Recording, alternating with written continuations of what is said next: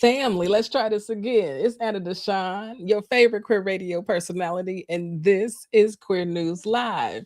I'm excited to be joining you again on a Monday evening to give you a recap of our top queer news stories from today. We had a full day of stories. We dropped 5 stories on the podcast this week, and I've got other updates to share because a lot of good things have been happening. Huh?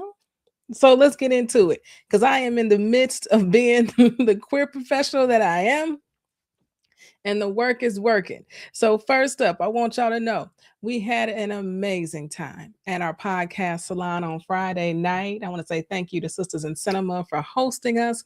And we had our Pride edition. We were featuring 2 podcasts, Red for Revolution and Unboxing Queer History. If you're not familiar with either of these podcasts, I recommend you check them out ASAP.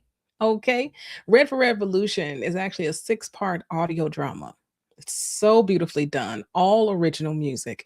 And it's a Black lesbian coming of age story. And some of your favorite celebrities are a part of this project. And what I think is so special is that this is an independent project with that many celebrities part of it. Like, that is so incredibly unique. So check it out. It's so wonderful. I mean, Jennifer Beals, Anjanou Ellis, Loretta Devine, just to name a few. That's how good this project is. And then we have Unboxing Queer History, which is in fact an LGBTQ history podcast out of the Gerber Hart Archives. Yes, the library and archives up on the north side of Chicago. So they literally dug in the archives and unearthed episodes from those archives. And we had Chi, one of their producers, with us. She's so fantastic, such a lover of audio, and talked us through her process and putting her episodes together for Unboxing Queer History. It was so good. Did you know that they want your erotica too? I didn't know. I didn't know, but I support this. Okay. And so check out Red for Revolution and Unboxing Queer History when you get a chance. What's going on? Dari Benny. Hopefully I'm saying that right. I love all the rainbows. Okay. All the flags. We winning out here. We riding the waves. I love it. Please, family, when you're tuning in, telling me where you're tuning in from. I'd love to give you a shout out. I'm over here on the south side of Chicago, feeling good this evening. Feeling good this evening. I also want to let y'all know we got an event coming up. We've got an event coming up. It's called the L Suite. And so if you are a lesbian owned business, if you've got a business that's lesbian led, we love to meet you here. Okay. It's a networking event, a time for us just to get together and support each other. Now, this event is happening, yes, on Thursday, June 18th at Affinity Community Services. It's being put on by myself and Dr. Maya Green with Onyx Medical and Wellness. And we're doing this because I started this thing called the Lesbian Business Directory, the CLBD. We've got over 90 businesses on there now. I can't believe that. It's amazing to me. I thought I knew where the lesbians were at. I have no idea where the lesbians were at. And so it's really fantastic. So if you visit our Substack, and I'm going to roll the banner at the bottom, if you visit our Substack, not only subscribe, but actually join the Q crew for as low as $5 a month. You can see the entire list. All right. You can see 10 that we're highlighting for free. But if you want the whole list, dive in. $5 less than a coffee a month to help us keep this work going. Yeah. It's called the Chicago Lesbian Business Directory. It's really, really fantastic. I think you'll really love it. And you just got to subscribe. Subscribe. All right. Subscribe and then become a part of the Q crew. I appreciate you in advance. Yes, absolutely.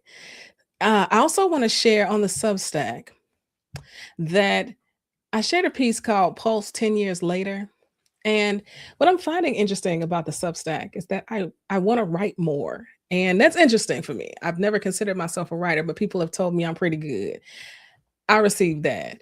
And I just had more to say about Pulse and this 10-year anniversary, right? That was just recognized.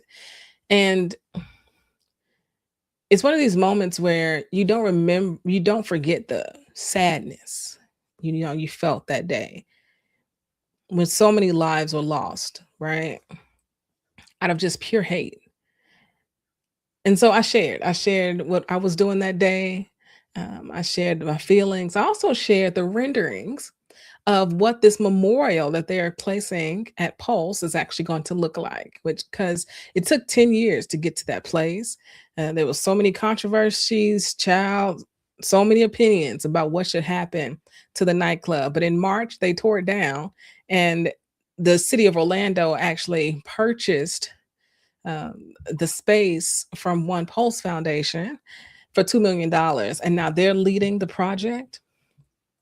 It looks beautiful, right?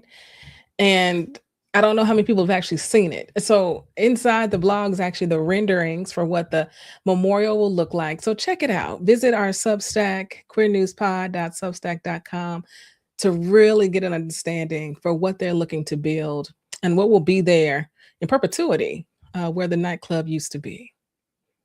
Yeah. So let's get into it, huh? Let's get into our top queer news stories for today. You already know what we do. Yes, politics, culture, and entertainment. I will always give you culture and entertainment because it is 20 years ahead of us, okay? And it is always makes me feel a little bit better when I talk about culture and entertainment than in politics. But alas, we've got to live through it all, don't we? Now, what's really dope about today is that we've got a sponsor for us today, and I want to share Chicago Pride Fest with you.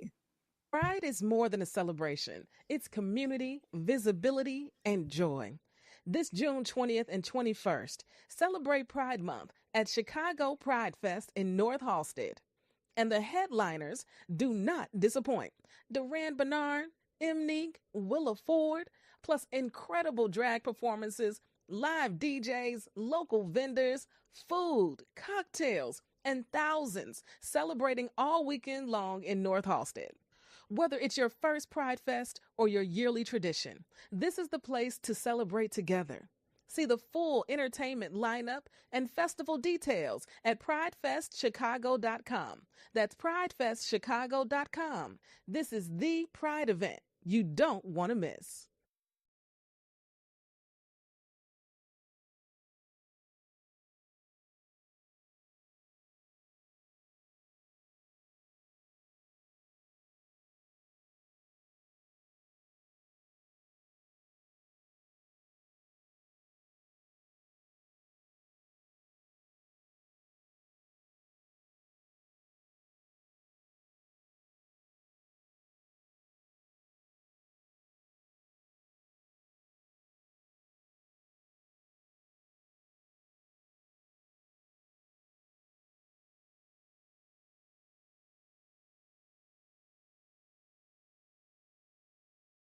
And I should unmute. That's helpful too.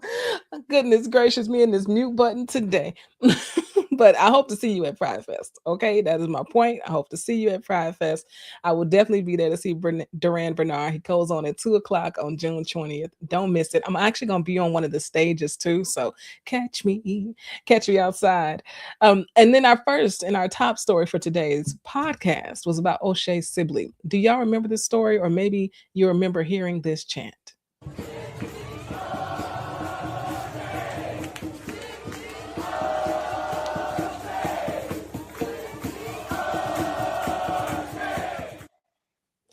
Maybe you do. Maybe you remember this. O'Shea Sibley, a young black gay man and his friends stopped at a gas station. Do y'all remember this story? And they were voguing to Beyonce's Renaissance at the time. There was another group of men there who began spewing anti-gay slurs at them, all types of derogatory remarks. Things escalated. It's reported that O'Shea tried to de-escalate the situation, and it just continued to escalate. Then he was actually killed in that gas station by Dmitry Popov. That's right. And so Dmitry has been on trial, and the latest update is that he has been found guilty. He did not get found guilty of second-degree murder. And it's also being reported that the jurors asked 3 different times to the judge to clarify the difference between second-degree murder and manslaughter as it pertained to this case. And they decided on manslaughter, second-degree manslaughter. And also want to read to you all the other things that they actually charged him with. All right. So, yes, second degree manslaughter. They also found him guilty of second degree menacing, aggravated harassment in the second degree, and fourth degree criminal possession of a weapon. All right. He's going to have a sentencing scheduled for June 30th. And so we'll have a follow up. But at the end of the day, all of those charges can add up to 25 years in prison. Now, I know a lot of folks will call this justice because that's the easy thing to do. I think this is a form of accountability. And given what I've come to learn about O'Shea Sibley, he was just a very loved human being. And so, you know, the fact that they know who did it, they're they be sentenced, this is how we do in this country and understandably so. And it's not going to bring O'Shea back. Right. Now, one thing his family has done, though, there are scholarships in O'Shea Sibley's name. Okay. They're doing advocacy work all the time. And so his legacy, his story lives on outside of just this one incident because he was an amazing dancer. He was a choreographer. Right. He was so beloved in his communities. And this one hit hard. And I remember when we reported on this case when it originally happened and just how sad it was that someone could hate somebody so much, right? And be bothered by them being exactly who they authentically were so much that you decided to kill him, you know? So that is the latest. He has been found guilty. He can serve up to 25 years in prison, and we'll wait till June 30th to find out how long he will actually be sentenced for. Now, in some really, really good news that I think a lot of people um probably may take for granted. I don't because I just think it's such a unique situation. That Zoe Zephyr, do y'all know Zoe Zephyr? She is an out trans woman and politician in Montana, and Zoe has won her primary for the third straight time in Montana. And I think it's incredibly extraordinary that she's able to do this in Montana. And Montana is not a place where we would normally think trans folks are welcomed or accepted. But this isn't her first time or even her second time. This is her third time. And she's going to run unopposed. So she's going to make history again when she gets reelected. I think it's brilliant. On the podcast today, I actually play a clip from an interview I did with Zoe at the Victory Institute early December of 2025, right? So about 6 months ago. And I asked her what advice she would give folks who are looking to run for office in red states who identify as queer. She gave a phenomenal answer, but this is one of these moments I'm gonna need you to listen to the podcast to hear it, okay? Or subscribe to the Substack. I'm definitely gonna share it there because I think what she's doing is so brilliant and how she is bridging divides between what we consider Republicans today and what we consider Democrats today, because she's been able to pass legislation that is not passing in other places that is pro LGBTQ, pro trans, but it is passing in Montana.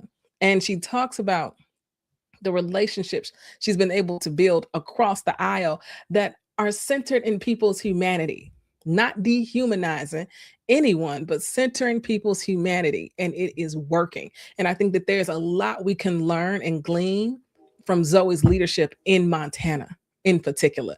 Because, like I said, it ain't the first time or the second time. It is the third time she is going to be elected to represent a district in Montana in the House of Representatives.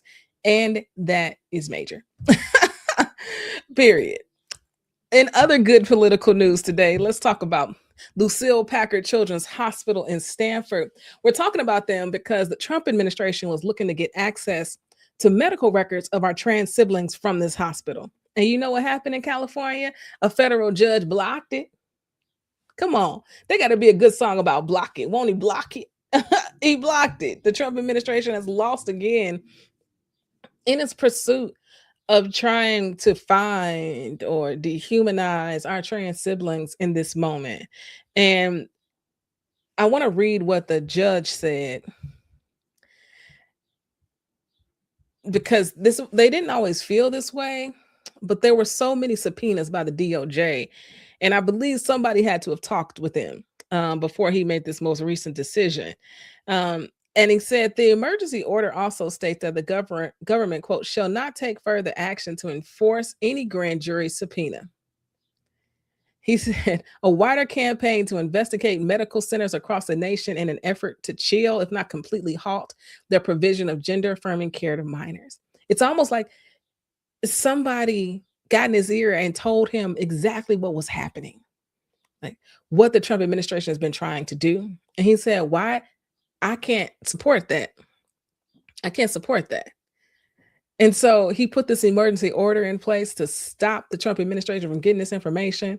And then he made it clear that this is part of a wider campaign. Yeah. And it's not okay. And I love that for the people of California, the people who have seeked care at this particular hospital. And I hope it gives other people who run into the same situation in different states, right, the same courage to do so. Because this is how they work. This is how the Trump administration continues to work, is through intimidation, and then by pulling your funding and leaning into fear, all of those things. And so here is to another federal judge saying, not on my watch. Not on my watch. Family, you already know. I'm your favorite queer radio personality, Anna DeShawn, and I'm giving you the top queer news stories that we reported on today. We talked about O'Shea Sibley, right? We talked about O'Shea. We will never, ever forget O'Shea Sibley.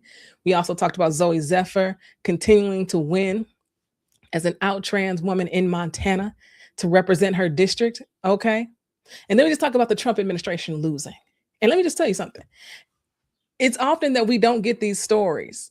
And these are not the stories that end up on your feed because they're good news stories. Bad news travel fast, okay? But these are stories our community should know, that we should be uplifting, and often get lost in the sauce. And so on my podcast on Queer News, we give you a roundup and we're curating the stories you receive. So you know that even though it may feel like we're losing some battles, I want y'all to know we're also winning some battles. And I don't want y'all to forget that we will absolutely win the war, because you will never erase queer people. We've been here since the beginning. And that's just a fact. What's going on, Crystal? We love having you here, my friend. Yes, indeed. And so I have my ticker going across the bottom. All right. I need y'all to go subscribe to the Queer News Podcast. Yes, we've had to flip our business model because advertising has dried up. Black women would employ me. Black women are no longer in the workforce. So many grants have dried up. So our business model has to be subscription centered. And our subscriptions start at $5 a month right now. And I want y'all to get in here and support. My goal is 200 paid subscribers by the end of the summer. I believe in us. I believe that y'all love queer news enough. Maybe you love me enough. Want to continue to support this work and ensure that it's sustainable by becoming a paid subscriber.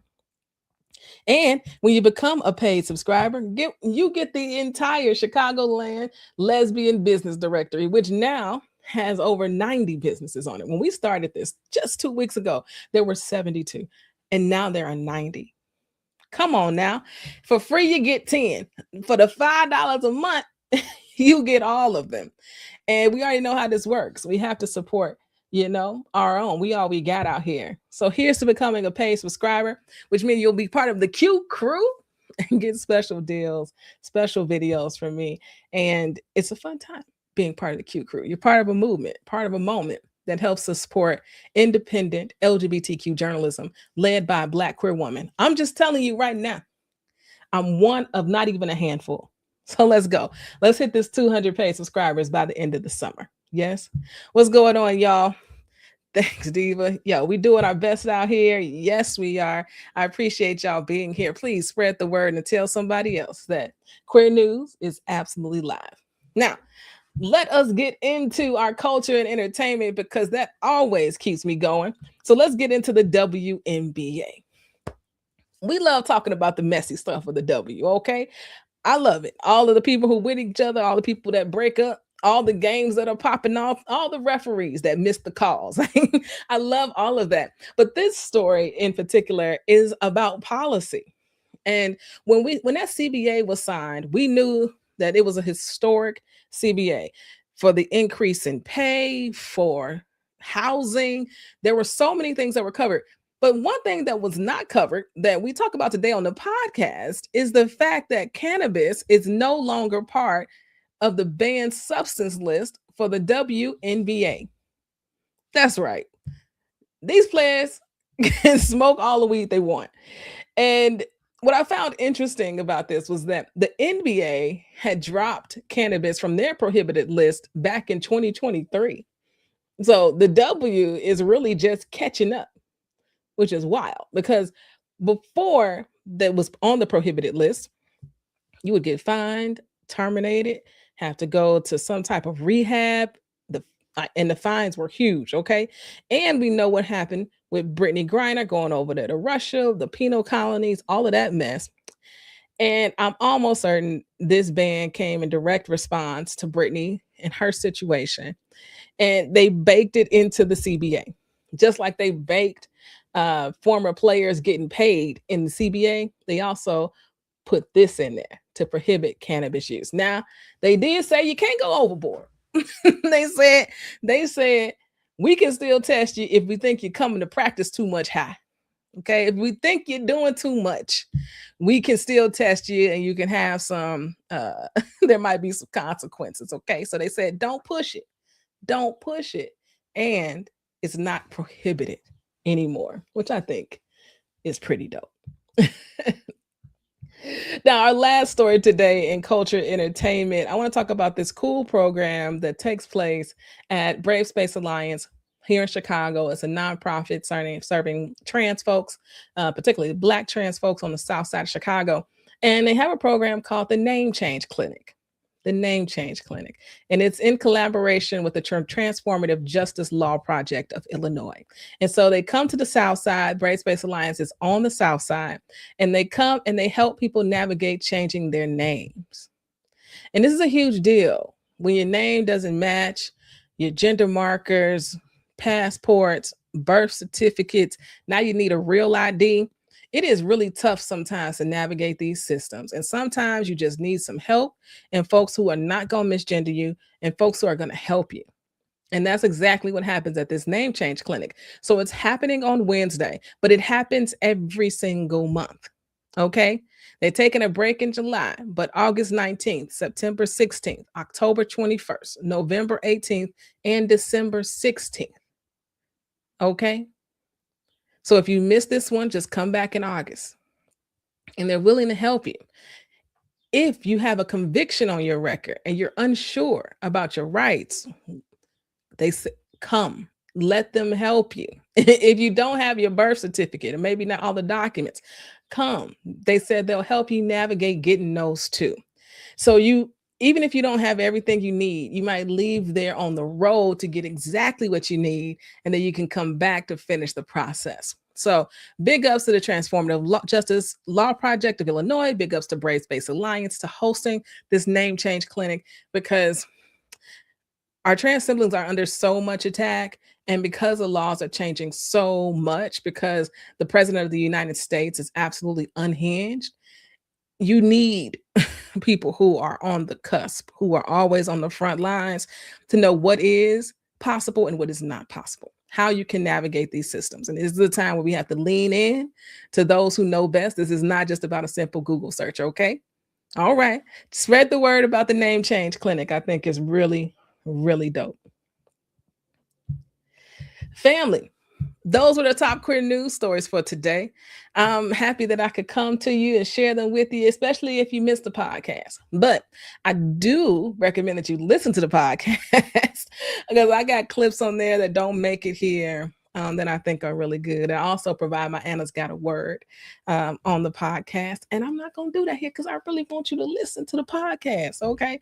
And tell a friend. We deserve trusted media, consistent media that centers our experiences and who we are. And that's exactly what I look to do every single week. I also want to share that we are going into our summer schedule. Yes, we in Chicago, summertime shy is real. We get a strong 90 days to be great out here in the sunshine, okay? And so it is in this time that I really did think about the team. I thought about myself, about our own well-being, producing a weekly show where we're doing reporting on these stories. It's a lot. It's a big old team effort. And so to in a way to give us a break but still remaining consistent, we're going to do interview, standard episode for the entire summer. I have recorded so many interviews that have not seen the light of day. And so they're about to see the light of day. And I'm so excited about our summer interview lineup. Okay. I think you all are going to really enjoy it. And our team is going to enjoy being able to take a little break because the interviews are already pre recorded. There's so much we can do in advance that we can't do for a show where we're talking about often news.